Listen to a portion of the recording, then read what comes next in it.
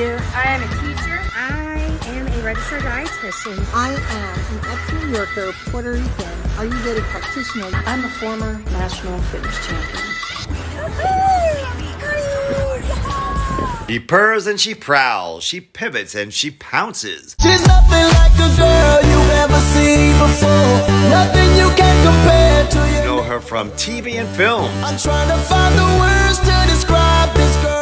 Greta B kicked butts at her boot camps. The way that booty moving, I can't take no more. Had to stop what I'm doing, so She taught you that size matters. find the words to describe. The anti-aging world of telomeres. She has a nemesis named Mimi von Heinewood, who, love her or loathe her, ain't going away.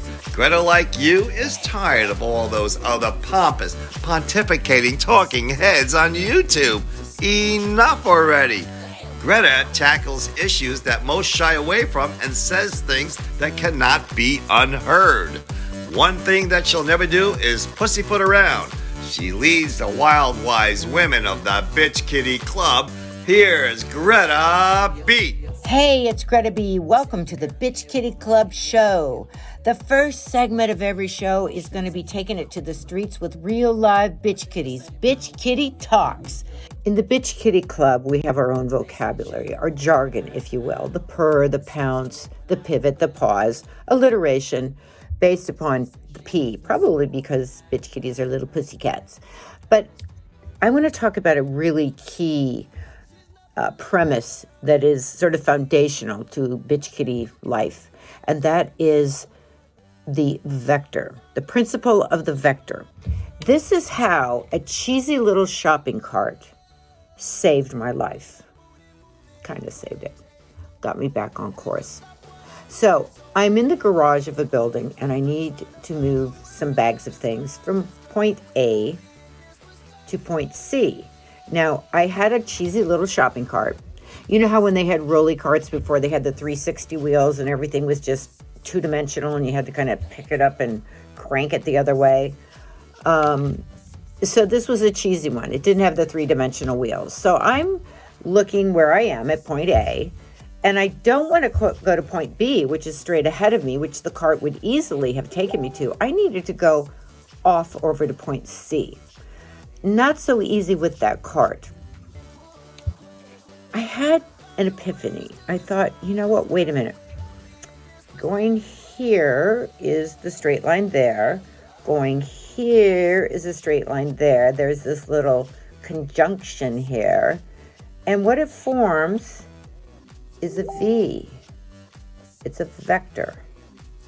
And I went, you know what? To get this vector to work for me, I need to just make a teeny adjustment of the wheels. Not a big adjustment, because that would be a pain in the butt with these wheels, the cheesy non-360 wheels. Don't want to make a little adjustment. You got to make a big adjustment. But I thought, wait a minute. I've got some time. I've got some footage before I have to vector out over to there.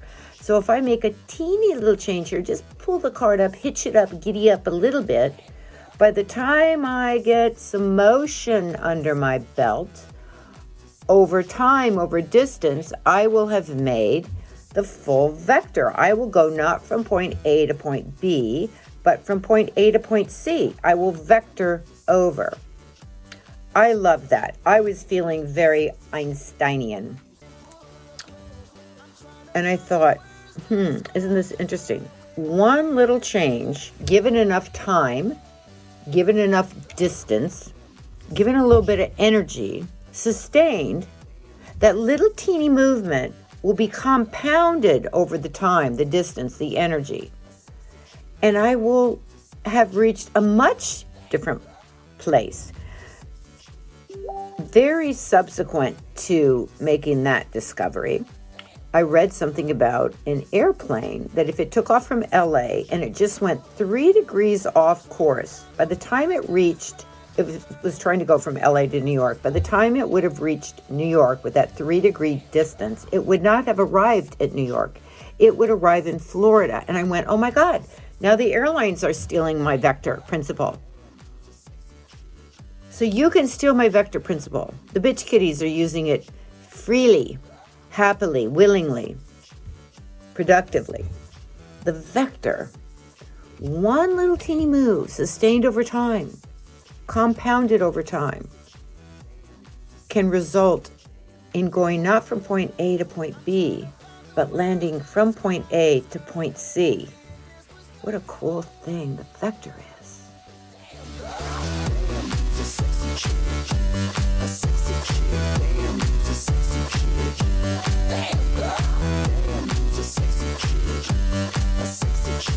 Why are you here tonight? And you, whatever it is, I got nothing else to do. I was feeling guilty about eating too much and I needed to have Greta bitch at me. Whatever it is, let's just be really authentic here and let's just say, why are you here tonight? It's fun too. Yeah. I've been in groups good. I don't want to have anything to do with after a while, but this one's fun. I actually look forward to it. Okay, I love that. I love that. Sabrina, also a member of the planning committee of the secret thing we'll talk about later. Oh yeah. Why are you here tonight?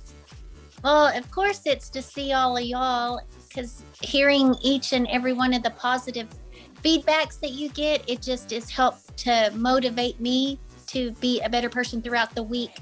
And then I get to like work on that and then have stuff for the next week when we get together. I love it. I love it. I love it. Just if I can help others, and in turn, I always get an aha moment. So it furthers me down the road. I love it. And you Bills are mutual support. Yeah, it sure as hell does. And you two are she's also on the planning committee. It's a 3-part planning committee. Hello, I'm here tonight because although last week was only my first meeting, I see how it could be therapeutic and how it could lead to bigger and better things. And I'm really interested. You really reeled me in with that first one. So here I am. Well, it feels like such a good, safe space for me. And like I said, a lot of changes have happened. And since I've moved, things have been stinky. And so I really look forward to everybody here. I really do. It does. It feels like a safe space. You've got to dip into the dark to be a bad motherfucking kitty. You got to do it, girls. You're not going to dance in your little tutu and get where you want to go. You'll be a pretty little tutu dancer, little fluff ball over in the corner dancing away, not kicking ass. Not Gabby at 87, still teaching her music and coming up with good answers and on a bitch kitty call. So you got to welcome whatever stuff is going on with you, other than the world's come to an end and there's a bunch of bullshit going on. Whatever other than that's going on, you got to go, man, this is tough. This is stressful, but I'm not going to suffer behind it. I'm going to glean every piece of information from this I can, and I'm going to literally roll my circle forward with this. And then you start to get the results. So, even in the Bible, know ye them by their fruit, whatever it is. So the fruit is your results. Because if you're just dwelling in the dark or you're tutuing, if you're a dark dweller or a tutu dancer, I just made those two characters up. I might have to turn those. I may have to come up with a character that's a tutu dancer. Anyway, if you're those guys, you're not really getting anything done. Let's show us your fruit. Show us your fruit. What do you got to show us for all this stuff you're doing? Because at the end of the day, you got to do that.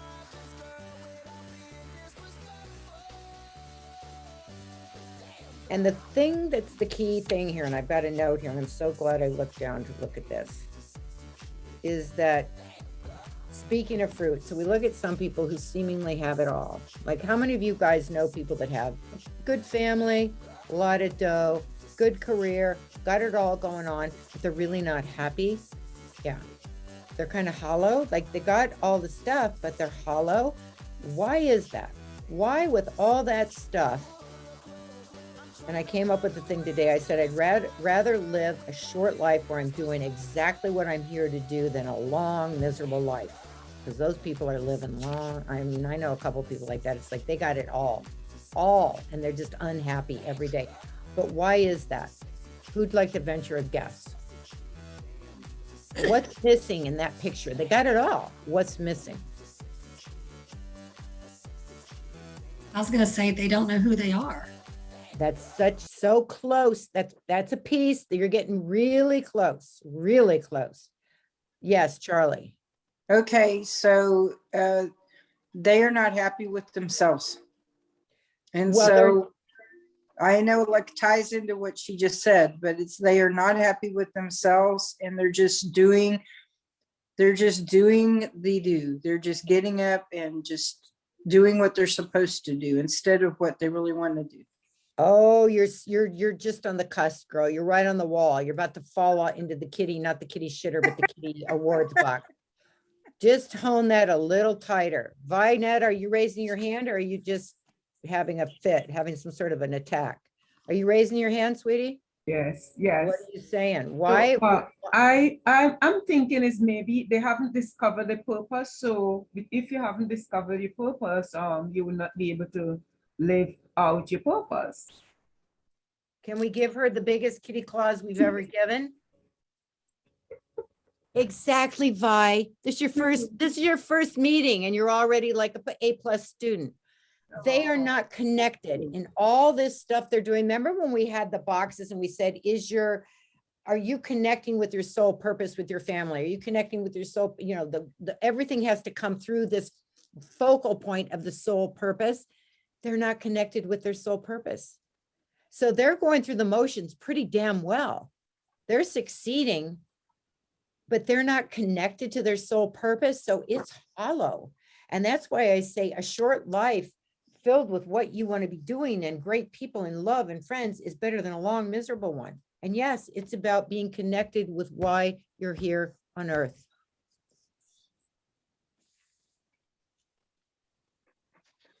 So I'm going to talk about the can't and won't because this is a little cheat. This is a little cheat.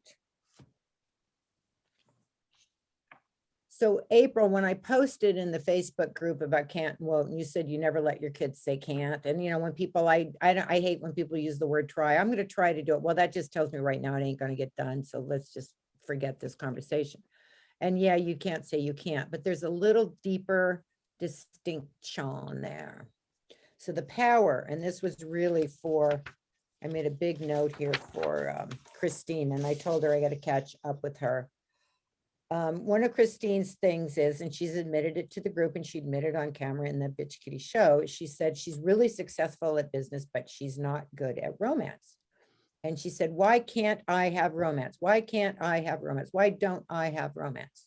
So I'm going to say there's a suffering aspect to that. So everywhere where we can remove the suffering aspect, because that breaks our foundation of our box. We can have the stress in the middle, the revelations. We don't want suffering. When she's suffering in that domain, it breaks her box down. Okay. So how do you prevent having the suffering? You remove the word in anything that you don't have. Hang on.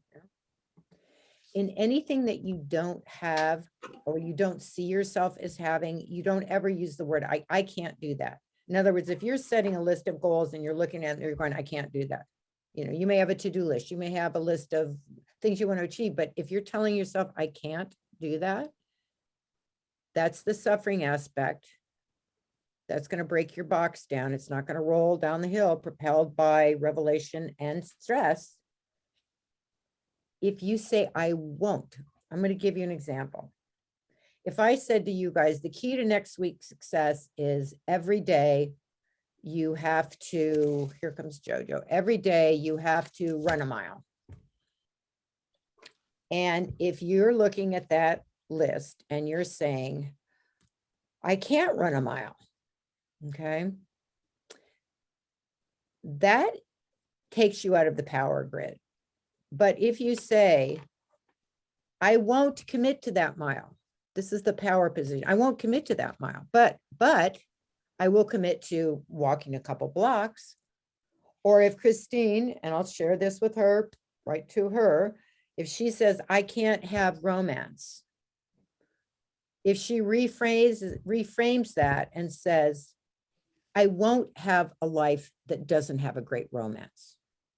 I won't go through life without finding a cool guy. Do you see the distinction there? Do you see the place where you're suddenly in power and the suffering's removed because you're taking a stand about something as opposed to backing down and saying, uncle, white flag, I submit, I surrender. So, hi, Jojo, welcome. So just please, just like remove that stinking 3-letter word try, remove can't. And it's, I won't do that. That's you in power. That's you in dominion. That's you having agency over your life, as opposed to being a suffering little tutu ballerina. I've made tutu ballerinas kind of the symbol of failures, and that's not fair to the really accomplished ones, but I'm just going to do it anyway because I like this idea of a stupid little pink ballerina not getting anything done. Yeah, I don't know. I'm mean sometimes, but anyway, so that's the thing. We're removing that word. Everybody agree we don't want that one anymore.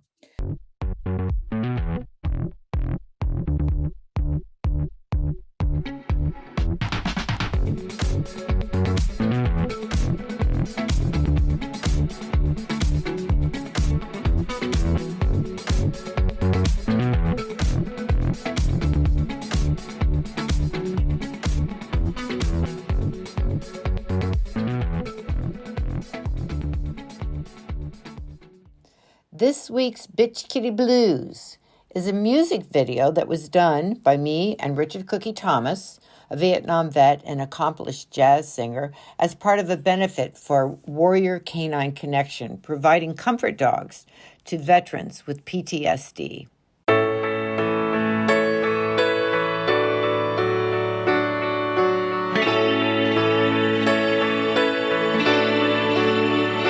When you're weary,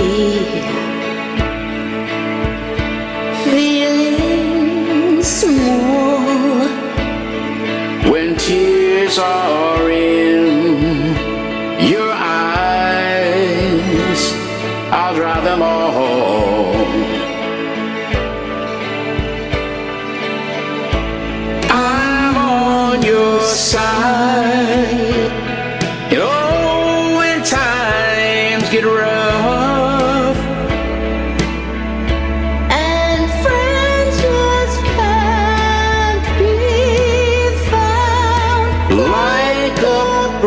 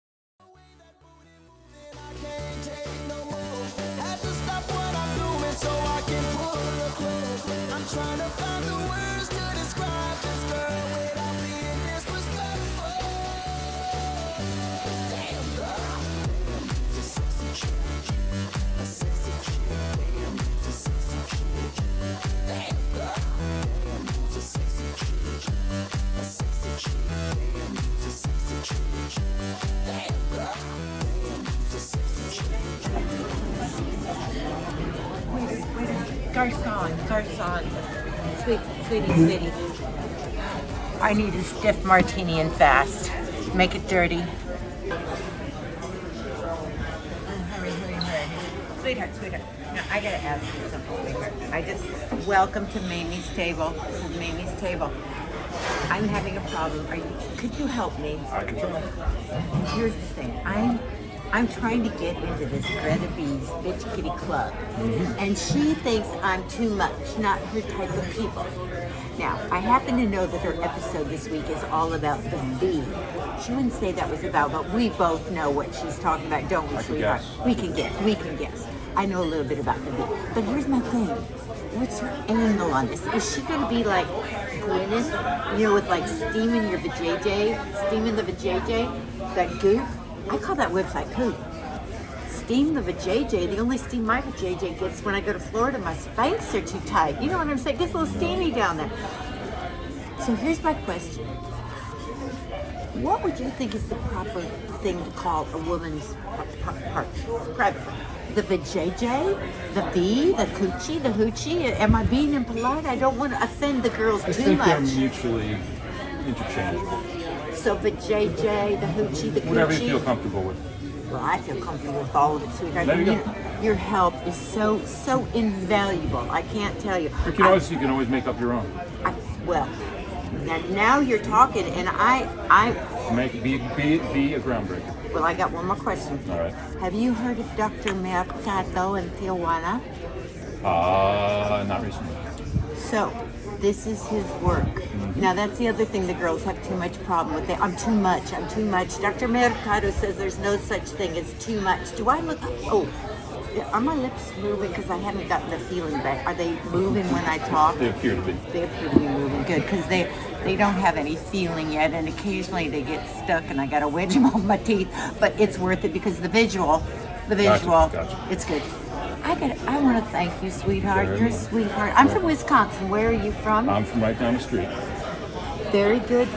Carry on. Thank you. And this is dirty. It's very dirty. Thank you so much. You should get a ticket. Thank you so much. I got to tell you, I'm going to start talking to myself here. So I just got confirmation that whatever I say about the V is just fine and dandy, whether I call it the vajayjay, the hoochie, the coochie, the V.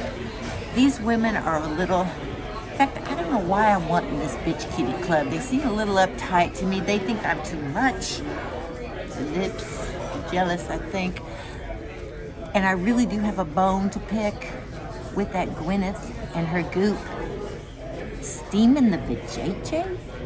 Laying your butt down on a table and having steam blown up your hoochie? People pay money for that? I'm in the wrong business, honey. I tell you, by the way, the business I'm in is I'm a color fashionista. I coach people in the proper colors to bring out their best attributes, and one of my primary rules is pink. You cannot go wrong with pink. Everyone looks good in pink. Pardon me, I'm going to just take a sip of this, see how it is. Oh, yeah. Oh, ooh, that's got a kick. I like that. Well, I think what I'm going to do is I'm just going to commandeer this here table weekly, Mamie's table. People know that they can come to me for the truth, for the facts, whether it's about steaming the vajayjay or whatever it's about. And I am going to find a way to get into that club, that Bitch Kitty Club. This girl from Wisconsin doesn't take no for no answer. You know what I'm saying?